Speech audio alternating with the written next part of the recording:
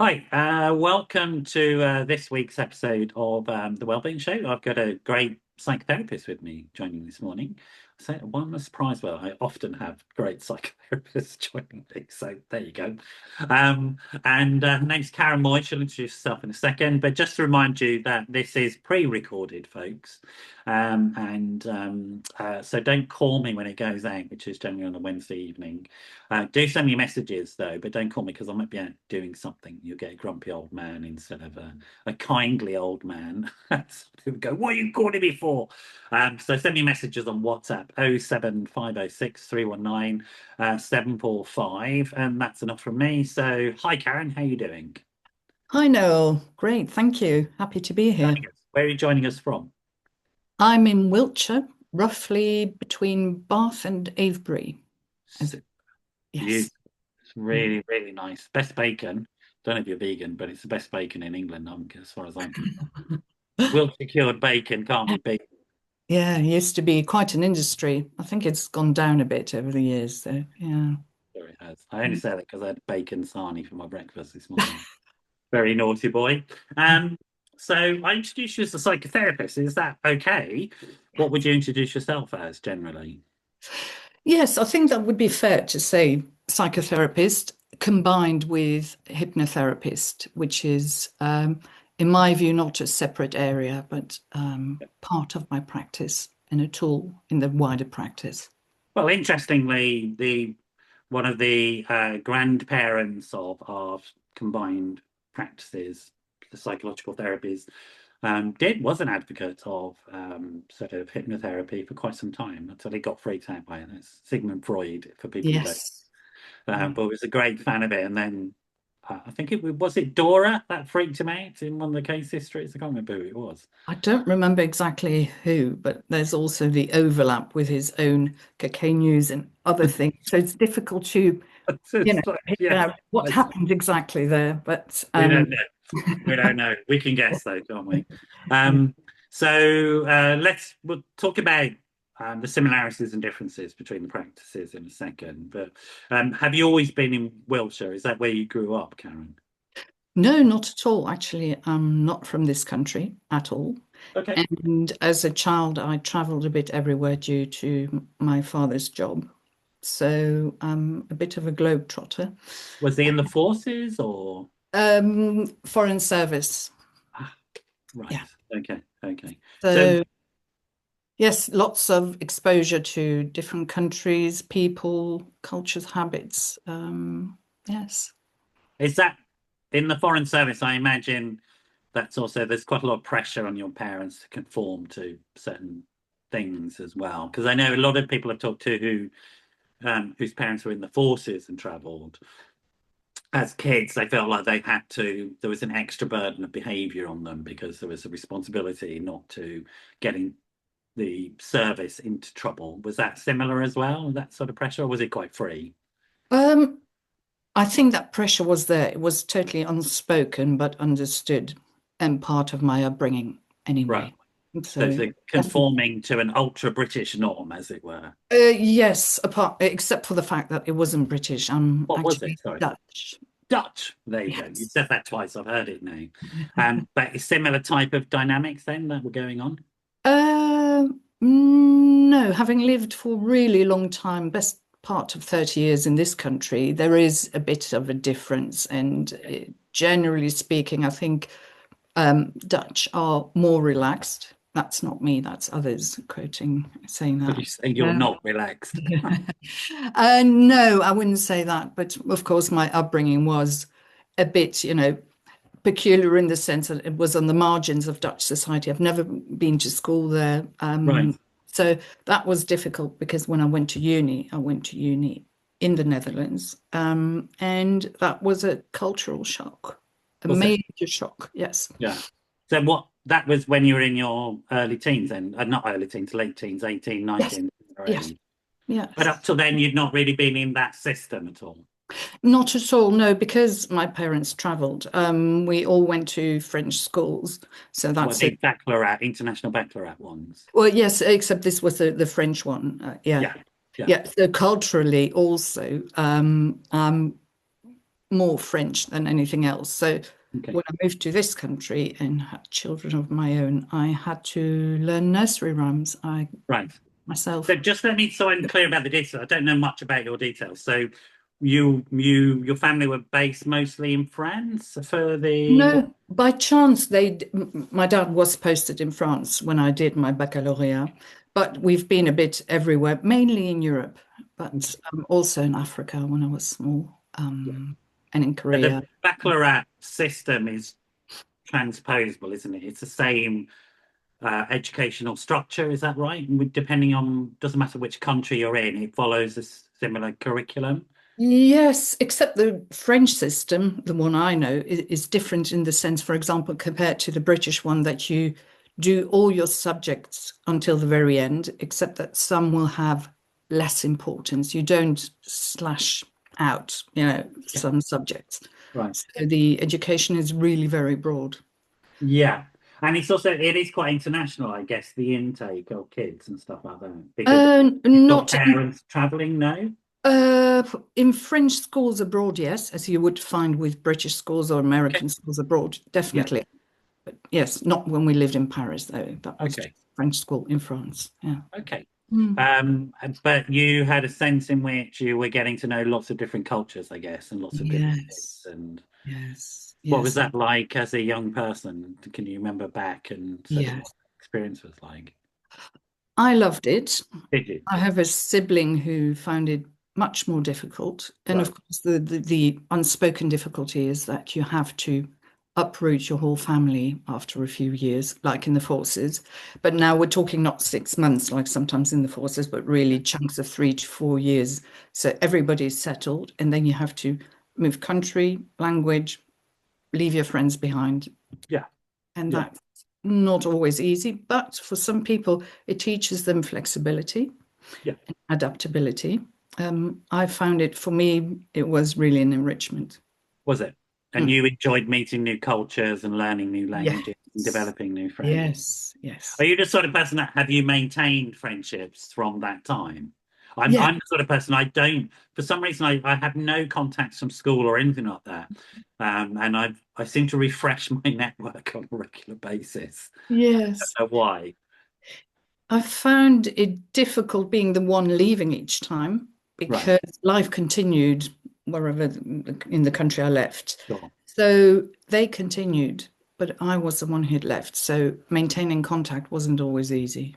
But Right. I've kept some friends from those Okay. days. Yeah. Okay. Mm. So it sounds like you sort of were quite happy with that lifestyle, but one of your sibling wasn't. Uh, Yes. are they younger or older than you? With a developmental Younger, age? a bit younger. Yes. Okay. Yes. So And that they might. like more stability. And I see that in adult life as well. Yeah. So for them, it was more difficult. Yeah. So it was just you and one sibling with your No, parents? a third sibling, a younger one as well. Okay. So I'm the oldest. Yeah. Great. How does that feel being the oldest sis? Uh, uh, that's opening a can of worms. Is No, it? Okay, well, we no, won't do but that. I think all oldest siblings share the same kind of I'm not sure my problem. eldest sister would say the same thing. Yeah, Parents are sort of some experimenting a little bit. That's like yes, and first time also around. being much stricter, so Yeah, there's a bit of resentment, but they were allowed this, it's because and your I parents think would be with my lax own by then. Yeah, right, absolutely.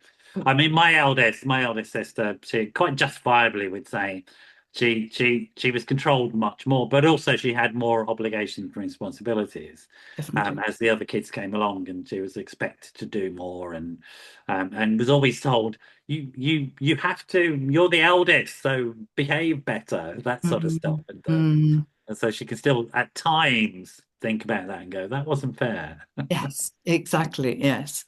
Yeah. But It's not a major issue for her now. She's hit 60s plus, so I think she's sort of managed to move on. But every now and mm, then it's still there a little bit. yes, yeah, yeah. And how many countries did you end up traveling to in the end?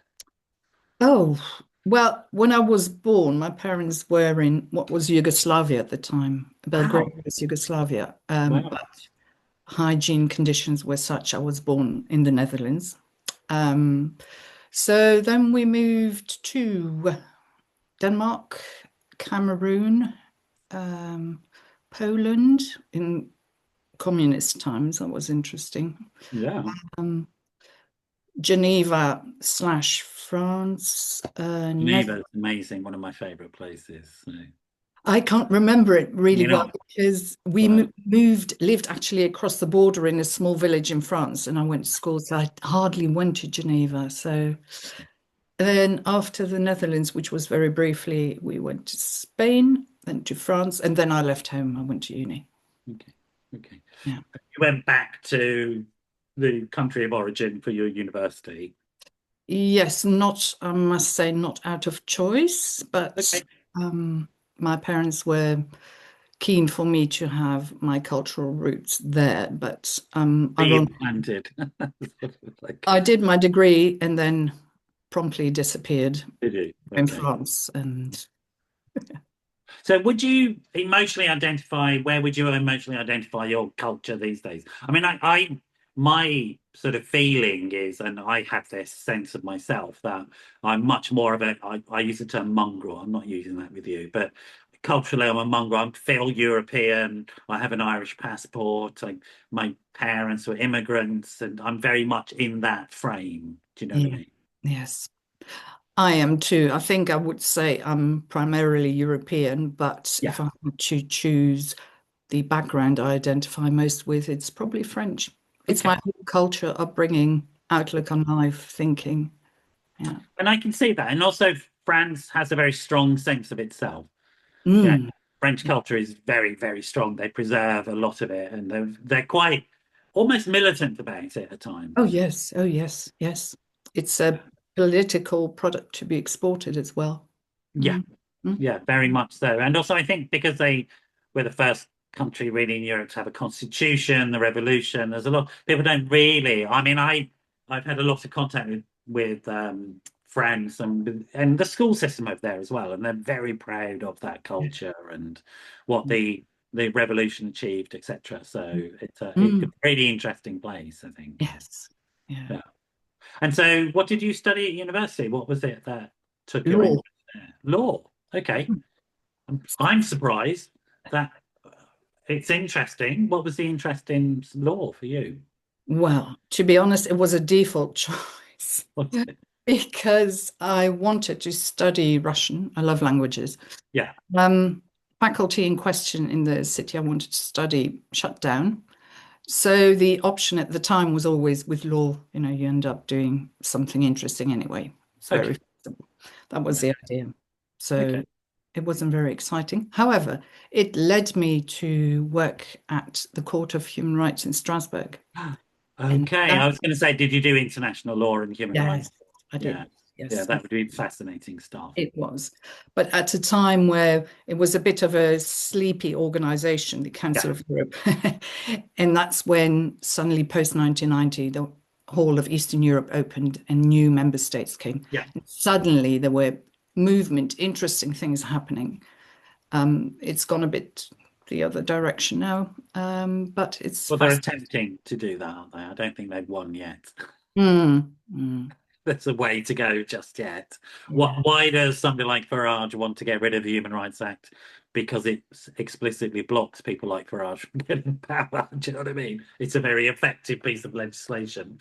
Mm, Um, so my background in sort of human rights things, more as a clinician, I worked a lot with torture victims and refugees, and so I remember in the 90s when there seemed to be an explosion of the numbers of refugees, and certainly the Home Office at that point just collapsed. mm, And it was a combination of factors.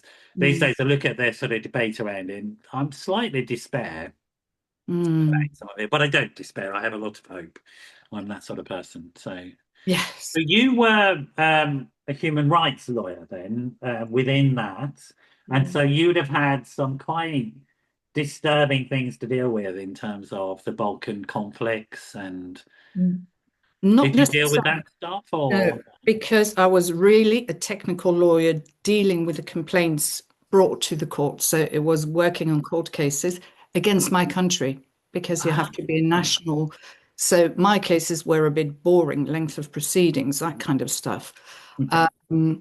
But then I moved in the organization to the department dealing with equality between women and men in terms of. Wow, interesting. Interesting. So I'm really pleased because it was really a department, was the two of us and a secretary. Yeah. And we tried to bring change at the, political level, voting, working against trafficking, Great. violence against women, etc., etc. And now I see, Fantastic.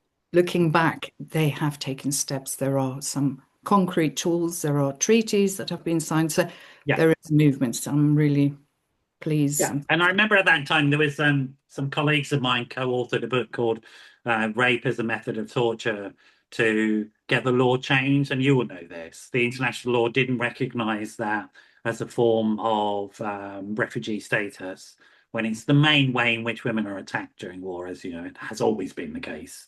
And then that law change came in, which was really exciting. I remember when women could get refugee status from having been through the rape camps, etc. Just want to say, people are listening to this, I'm using triggering words. I'm not going to apologize for that, but these are really important issues that we're dealing with it with. If you are finding yourself triggered because you've experienced sexual assault and sexual violence, I understand that. We may talk about these issues a bit more because we have common interests. You don't have to watch the whole of the show in one go, folks. You can just stop it. It's a recording. Take a break, talk to a friend, get some help. Okay. I would urge you to come back, but remember there's organizations that can help, the Samaritans, Rape Crisis, etc. And maybe you've got a therapist. If you haven't and you've experienced trauma, go get one. There's some great therapists out. Karen might be one of those that you call after this, to be honest. Don't think you're alone, or don't think there's something wrong with you if you're finding it upsetting. And the world we're living in at the moment could be upsetting to people who've had these types of experiences, full stop, with some of the people who've been elected to positions of power, etc. So bear with us, but do be kind to yourself. Would you add anything to that, Karen?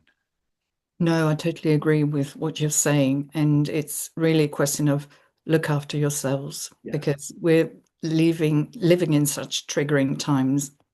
So yes, absolutely, without a doubt. But not necessarily more dangerous times. So I don't want people to feel that. There's a lot of work that's happening that counters that. There's a lot of work that has been done. We'll talk a bit about it, where we can help enormously. So that must have been challenging, but also very exciting to feel that you're part of something that was creating something, equalities and stopping injustice, and actually real stuff, because it's not like you said, length of proceeding stuff. That's Article 6, I guess, the right to a fair trial and all that. It is a bit dry, right? yeah. Yes, Necessary, but it's a bit dry. But this stuff is not dry at all. This is about direct impacts on improving people's lives who are very vulnerable and have been through hell, to be honest. Yes. And we worked at the intergovernmental level, so trying to get countries to agree to adopt tools or set mechanisms in place in order to combat all of this. So yeah, some interesting times. Yeah. Great. And that, I guess, informed you as a person. You would have seen sort of and heard about things that were very serious issues. Gives you a broad picture, I guess, as well. Yes, it does. Absolutely. It's eye-opening. And then as a person, did you develop your own family at that point as well? Or is that something that came later in your life? That came later when I moved to the UK, where I've been for a considerable number of decades. Okay. So bridge that gap for us, the move from the international court to moving to the UK. What's the bits in between? Well, not much really. I moved from there to the UK effectively. Okay. And then when you're in the UK, you carried on the legal practice, or? No, we were still in the EU. This country was certainly in the EU, but there was no chance of working as a lawyer per se. And it's true, our legal systems are quite different. Yeah. And to be honest with you, I am not interested in legal work. Okay. find So it to. what was the path then you chose once you arrived here? What was the sort of Well, young children, etc. I did lots of translating, copy editing, for working with universities and all kinds of things like that, which I could do remotely, and then retrained and you retrained as a psychotherapist and a okay, hypnotherapist. Yeah. okay. Which came first, or were they both together, Karen? Hypnotherapy came first. So tell us about that and tell us about hypnotherapy, because people may only know it through various forms of entertainment, such as Paul McKenna, etc., which is fine. I mean, it's Yes. like I'm not judging that. Mm. But tell us what hypnotherapy, you would call it clinical hypnotherapy, I Yes. guess. Yes. So tell us about what clinical hypnotherapy is. Well, the idea is the clinical is just means that it is aimed to help people with Yeah, issues they no longer want to have, and they're usually behavioral issues. And yeah, it can be quitting smoking, thinking patterns, improving performance, for example, sports yeah. people, dealing with phobias, etc. Mhm. Um, and actually, it's a form of harnessing the power of our own mind to Yeah, bring change about. And there's no mystery and nothing magical about it yeah. because it's the person in question who's come to seek help who is doing all the work. We facilitate it by My actually. slightly lay person view of it as a clinician is that it involves deep relaxation states as part of the work. Is that correct or not? That's entirely correct. And these days, imagery has shown that actually the state of hypnosis, in general, because there are different stages within, show up as different wavelengths of the brain. Yeah, that's So they're right. roughly between sleeping and wakefulness, and then Good. you've got different depths of hypnosis. And have I got it right that there's some similarity within hypnotherapy and the use of microdosing of what are they called? Hallucinogenics and hallucinogenic supported psychotherapy, that there's some similarity in the brain patterns? Or is I'm making that up? I don't know. It could be. I Okay. don't know if there's been research to show anything, I but thought I'd been reading something about that. mm, Certainly, I know there's a form of transcendental meditation has yes, also been studied similarly. I mean, we know that that has significant brainwave changes when you use that. Is that correct?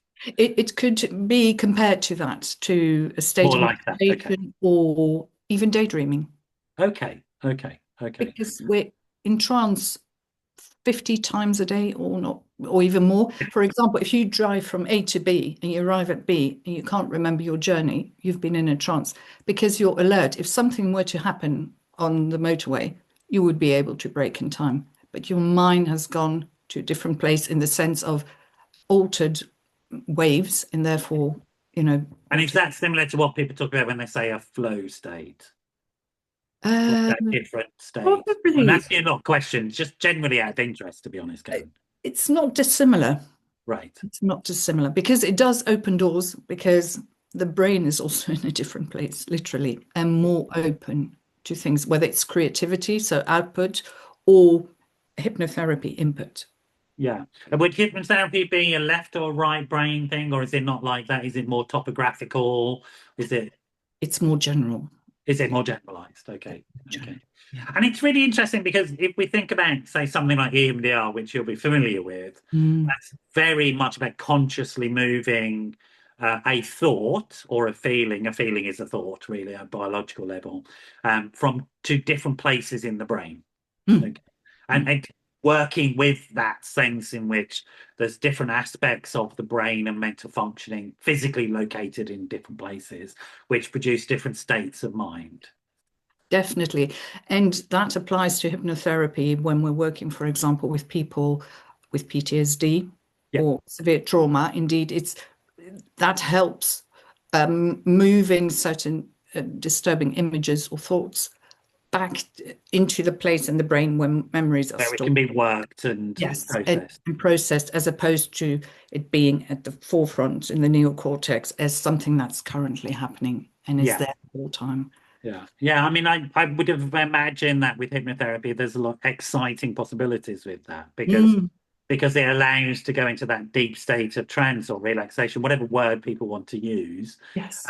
And that's why I was thinking about the psychedelics, because the research around psychedelics is it also gets people into a deeply relaxed state where they can approach some of these highly traumatic things without freezing on them Yes. and can discuss them with another person, which we know that this discussion with another person is the crucial thing to transformation. Mm, That having the other rather than just inside our head, mm, we get relational about it. mm, And mm. so, what drew you to clinical hypnotherapy? What was it that drew you into that? I'm pondering whether there was a personal thing as well, because like I remember when my work with refugees, that was tough stuff. Knowing this stuff was not pleasant. There's no level on which it was pleasant, and it gave me sleepless nights. I needed help and support from a Mm. secondary perspective, and I wonder whether, having done this human rights work and the stories that you would have heard, whether similar type of stuff, really. They were. I didn't make that connection consciously, but Right. I've always been fascinated by, I mean, with a French education, you study Freud. That's They're what you, obsessed with psychoanalysis in France. or Lacan, it doesn't matter. It's So, absolutely, it's still analytic. We all so- like look at them and go, what? Yeah, whatever. exactly. But Very I was French. They're never going to give fascinated. up the French, are they? So I must say I've got a cultural bias there, although in Okay. I psychotherapy. won't take the piss too much, I promise. I won't be too British about it.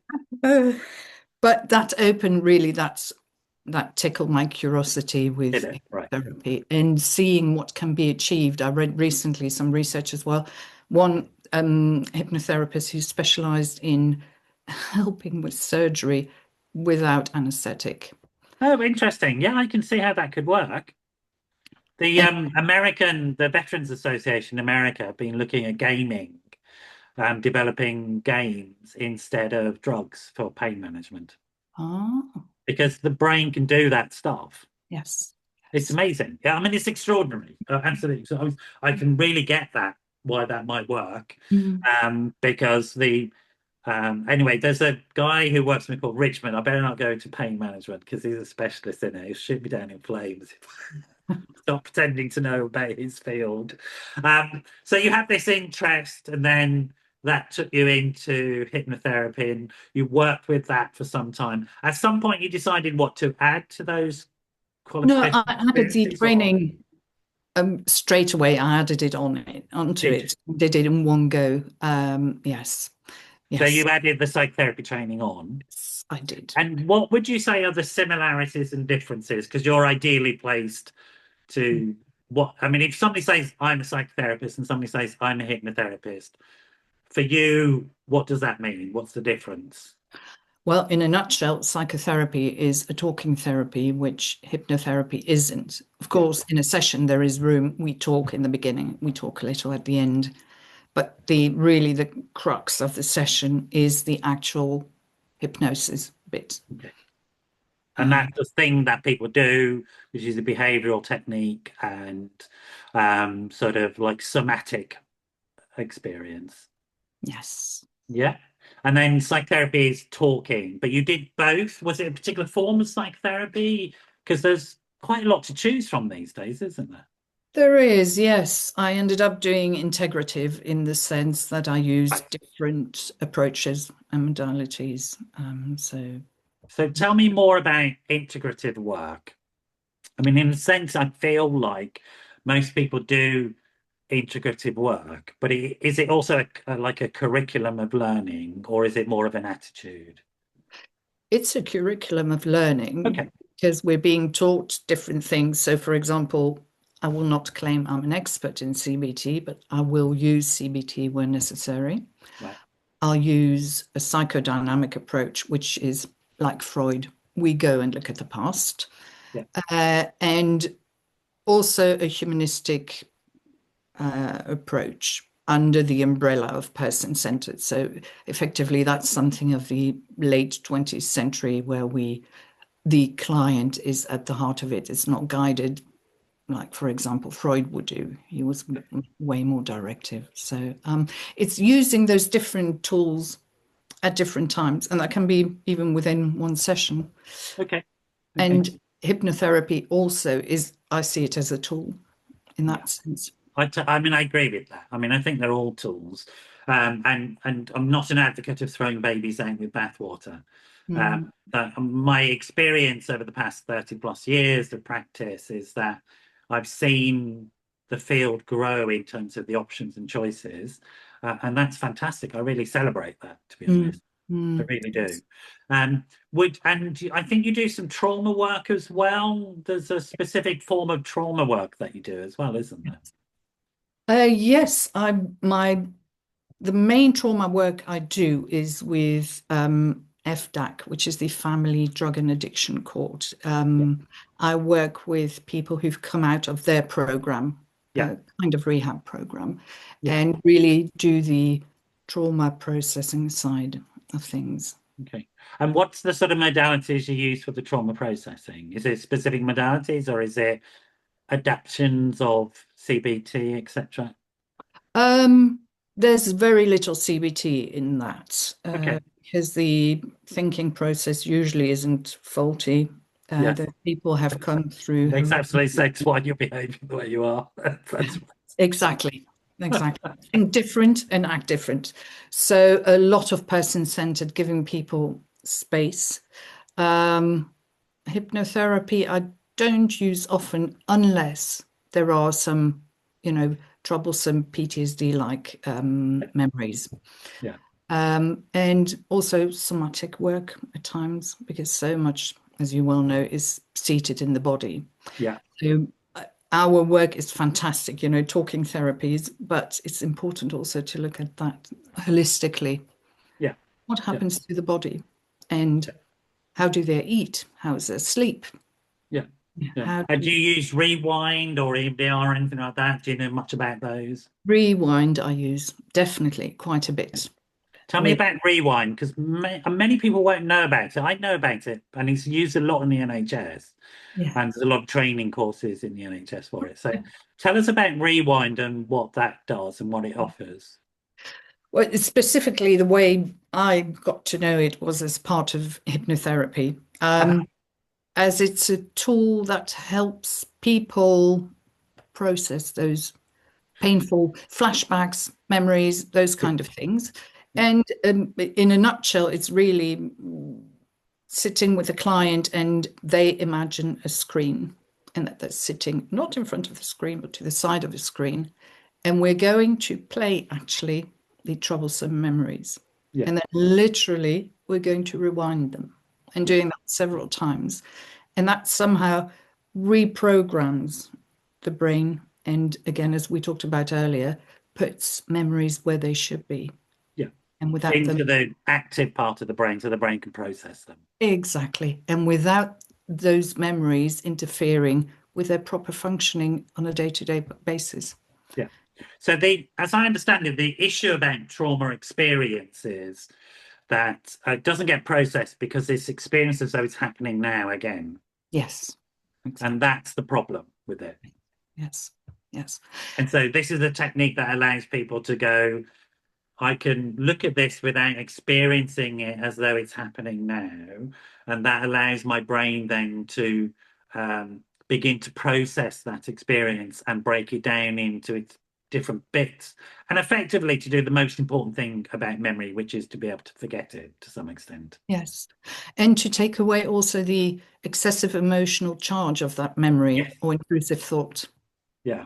Yes. My experience, and you tell me what yours is, that's where the somatic work can sometimes really be absolutely supreme, is that people experience it bodily.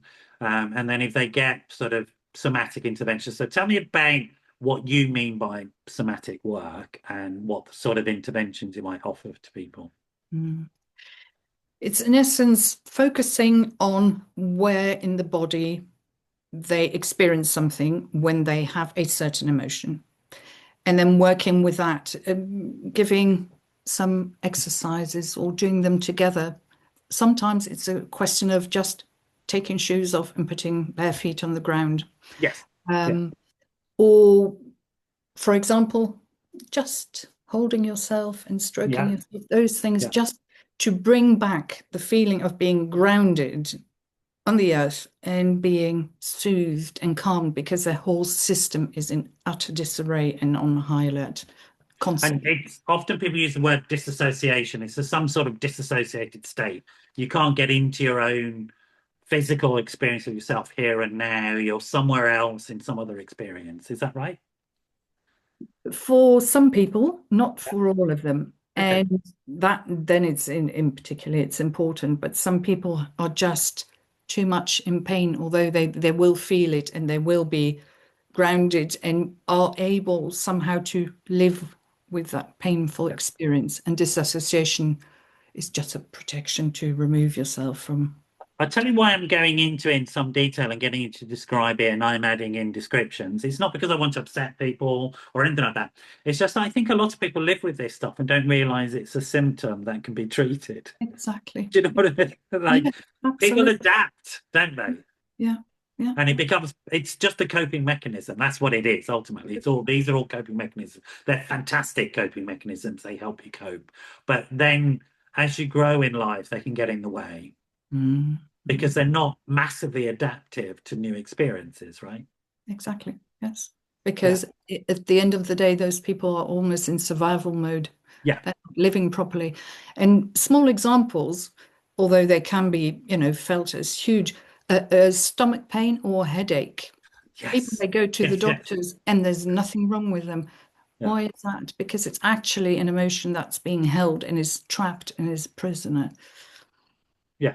And it's very common, I think. I'm talking to a GP in America about this. It's very common to have certain types of people who repetitively turn up with what are genuine symptoms at the GP surgery. And the GP is baffled about how do I help this person? One week it's this, the next week it's that.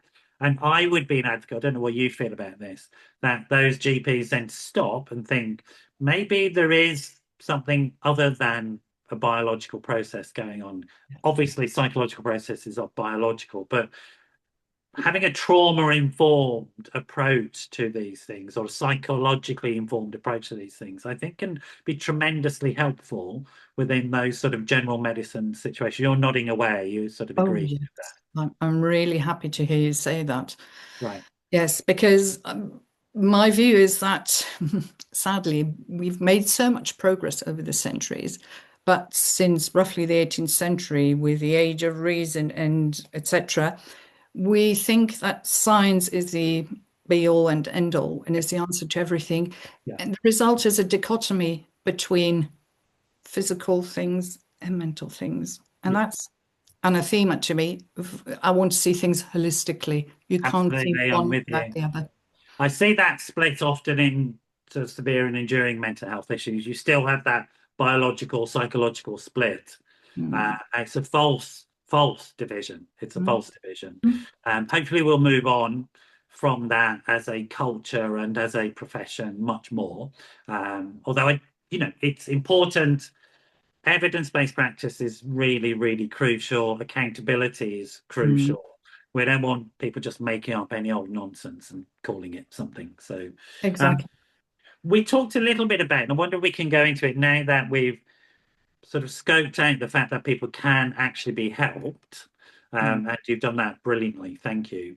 I wonder if you want to, maybe we'll spend a little bit of time now talking about what's going on in the world and why people might be feeling triggered by events in the world and your take on them, because you're in many ways uniquely placed to think about these things. So, and I'm specifically thinking about, we've got the Epstein papers at the moment and the denial around people. We have people in positions of power who quite clearly are abusers. mhm, Um, mm, and we have all sorts of issues on the streets at the moment, and what I see as xenophobia and fear of strangers and attacks on groups of people that are very close to my heart, refugees. I mm, spent a long time supporting people. mm, I feel I'm an immigrant from an immigrant background myself, so I'm not. I don't particularly identify with people sort of being anti-immigrant. I'm like, well, you know, what would you have said to my mum with her Irish accent, for example? So there's a lot of stuff there, and I wondered if you have any thoughts or feelings about that, specifically, I suppose, as a healer, and also as somebody who's done human rights experience. And do you draw any connections, or is it not part of your practice? Not connections, but sadly, I see parallels in terms of Okay. history repeating itself and those cycles. But we seem to be living in a time where there's a lot of those things happening at the same time. Yeah. And no wonder there is so much fear. But the result is, and that saddens me so much, it's a constant, it's the othering of the other. As you Yeah. say, with whether it's an immigrant, but also whether it's a woman or a man. Yeah. And I feel very strongly about that because we've achieved so much in terms of rights in all kinds of things we've achieved, but we're living a time of setbacks. Yeah. And that is worrying. And I understand. I mean, when I watch the news, it is worrying and I can understand the fear. Yeah. But again, if we look at history, things are cyclical and I do keep hope. I don't give up hope, Yeah. even when things look bleak. On a I personal, agree, and I'm not specifically talking about political action, although I encourage people to get involved in the world, make the world a better place. That's always a good feeling. In terms of the practice, are people bringing this into your practice? You know, your patients, do you find people coming in and feeling a bit more worried because of the state of the world? Can you help them with those types of issues? some people do, not many, I must say. Yeah, And I imagine for some reason, in an urban setting, my clients might be yeah, different and coming with different concerns. But again, I think often I use also hypnotherapy because essentially there is an anxiety yeah, and just working with that anxiety to take the sharp edges off to calm it down. And then often we then continue with talking therapy and, unpicking, yeah, often existentially, yeah. what's going on. Yeah. And I think that thing of being able to offer a safe place to people emotionally and psychologically then does help improve functioning in the world anyway. I mean, we have that sort of knock-on effect, I think. Yes, yes. And I always despaired when I was a teenager. I was thinking so many horrible things happening in the world and I would like to help, but I couldn't see how, as a single person, I could do that on my own. But we all contribute something. And I came across a Jewish saying, and I don't remember the source, I'm afraid, Yeah. but saying, um, everything, every action one individual takes, when you help one, when you save one person, you save the world. That's Yes, just, yes, absolutely. And there is that thing, isn't there, about I think the most revolutionary thing anybody can do is to get well. That's sort of like and stay well. Um, and that makes the world a better place always, having yes. healthy people in there. That thumbs up, I don't know where that comes from. My camera recognizes it, and I don't know why that Probably happens. because you moved your hand and there's a new Zoom setting, but It must be some new Zoom setting, but I wasn't giving myself the thumbs up. I might do. Why don't I give myself thumbs up? I'll do it consciously. Um, so look, it's been lovely to talk to you. Really great. How do people get hold of you, Karen? If they want to sort of go, if they've been listening and think, yeah, that person, I like them. I think they've got the skills I need. And I just want to say, I don't know if you've seen that Michelin Webb video that's going around at the moment about the therapist, and yes, it made yes. me fall about laughing. Um, modern therapy does have tools and resources, and we can help. Exactly. And it's a perfectly reasonable request to want to help. It's not unreasonable. It is funny though. It's a very funny video. It's excellent. Yes. Superbly done. So if people want to get hold of you, have you got a website? Have you got social media presence? How do people get hold of you and find you? Mainly my website, Okay, or which is uh, karenmoyestherapy.co.uk. okay. So all one word, Karen Moyes Therapy. Yes. Or just if you Google Karen Moyes therapy as such, my Google business page should come up with all the details. Yeah. Great. And do you do only online, or do you online and face to face, or how does it work for you? Mostly face to face Okay. with an odd online client, yes. Okay. And occasionally by phone, but very Okay. occasionally. Yeah. Yeah, okay. So folks, reach out to Karen, have a chat with her if you're in her area. Just remind us where your area is again. It's North Wiltshire. I'm based in Chippenham, but we're a rural area, so many people from around come to my practice. Thank you. Sorry about the intervention of the phone. I'm using my phone, folks, to record this, and it just called me. I thought I had everything on, that had all the settings on Do Not Disturb, but there you go. Evidence it's a real live recording. It's not made up. Really lovely to talk to you. Thank you for joining me this morning. And I wish you sort of a really lovely rest of your day. I'm sure it's packed with lots of work. Get on with it. So you stay there for now. Thanks for joining us, folks. I hope you found that interesting and illuminating. I certainly did. Do get hold of Karen, karenmoyestherapy.co.uk. And I'll see you all at the next recording of the Wellbeing Show. So bye-bye for now.